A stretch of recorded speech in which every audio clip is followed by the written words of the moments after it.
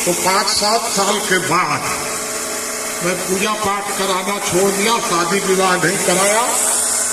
अपना मेरी तो शादी बहुत छोटे पद में हो गई थी, लेकिन मैं किसी दूसरे की शादी विवाह ज्यादा नहीं कराया। अब फिर से अग्रवाल हो गया, लेकिन अग्रवाल होने के बाद भी मैं अपने दिल में समझता रहा कि मैं पंडित हूं। आज मोहन भागवत जी ने जो कहा है उसमें गलत क्या है भाई? अगर आज यहाँ जात का भेदभाव है, अगर आज छुआछूत है, तो इसके लिए अगर पंडित नहीं दोषी है तो कौन दोषी होगा? मैं दोषी हूं ना। क्या किया मैंने अपने जीवन में? आज भी छुआछूत उसी तरह से है। में हो कि समाज में धर्म के नाम पर, जाति के नाम पर, महिला और पुरुष के नाम पर, आदिवासी गैर आदिवासी के नाम पर जो झगड़े कराए जा रहे हैं, इन झगड़ों से आप जितना बच जाए उतना अच्छा है। मेरा नहीं है, वो काम रावण का है, वो काम राजनेताओं का है कि वो गंदगी साफ करें। हम लोग तो साफ वातावरण है और इसलिए ये यज्ञ आएगी।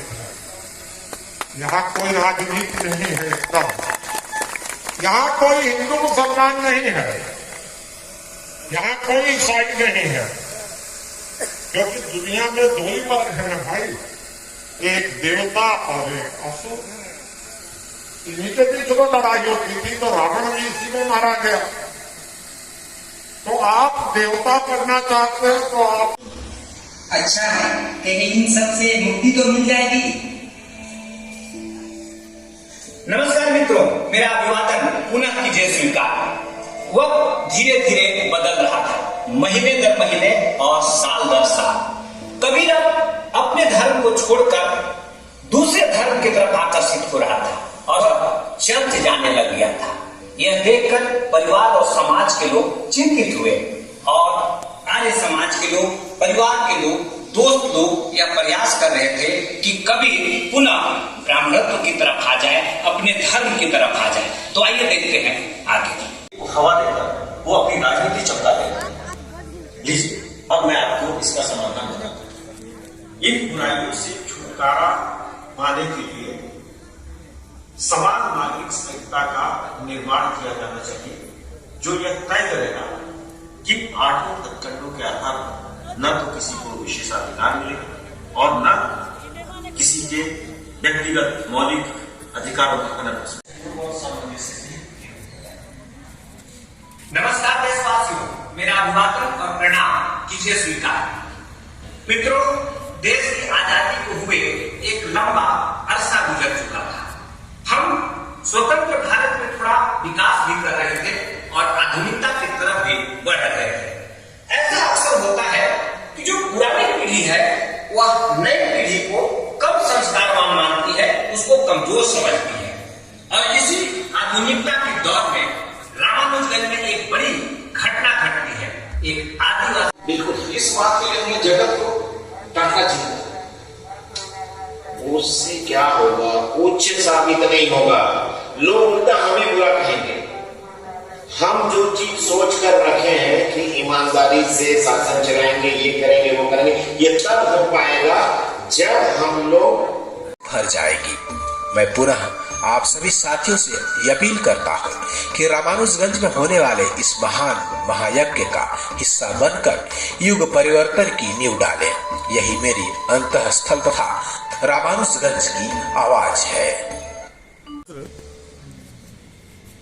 अपने विभिन्न आयामों में और श्रद्धेय बजरंग मुनि जी के कृतित्व और व्यक्तित्व को और समाज सापेक्ष उनके जीवन को हमारे प्रिय आनंद ने बड़े परिश्रम से और यथार्थ ढंग से प्रस्तुत किया है। मैं इन्हें आशीर्वाद देता हूं और ऐसे चलचित्र के लिए बधाई देता हूं। धन्यवाद। जो चलचित्र बनाया गया है रामानुजगंज एक आवाज, यह बजरंग मुनि जी के बचपन से लेकर के अभी तक के कार्यकलापों पर आधारित है और एक बहुत ही अच्छा प्रयास आनंद गुप्ता जी के द्वारा किया गया है और मैं चाहता हूं कि ये जो है बहुत ही अच्छा है और लोग इसका अनुकरण करें, देखें तो बजरंग मुनि जी ने अभी तक क्या क्या किया, किस प्रकार की कठिनाइयां झेली और किस प्रकार का विरोध सहा, लेकिन अपने विचार से अडिग रहे। इन्हीं बातों के साथ मैं अपनी वाणी को विराम देता हूं।